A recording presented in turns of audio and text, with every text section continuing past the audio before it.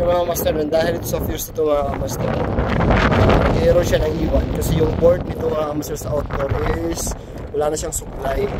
So hindi na magka-communicate yung sa indoor na board tsaka yung sa outdoor, kaya nag-error siya ng iwan dahil ito sa board, sa fuse na to.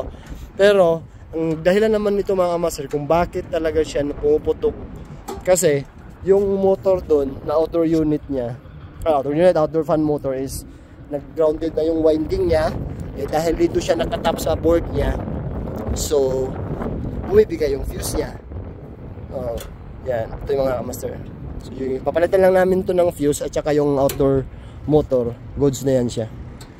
So yun ang mga master yan, ganito, outdoor unit ng Midea, concealed or kasit, gano'n, meron parehas din sila. May mga gano'n din tendency, nagkakaproblema lang yung mga ganito, yung mga unit na double fan siya. Either sa dalawa yan, pag may bumigay na nag-grounded yung motor niya, yun, bibigay yung fuse, so hindi magkakasupply yung board, kaya mag-i-error sa baba ng iwan. Yun ang mga master, lagi ingat.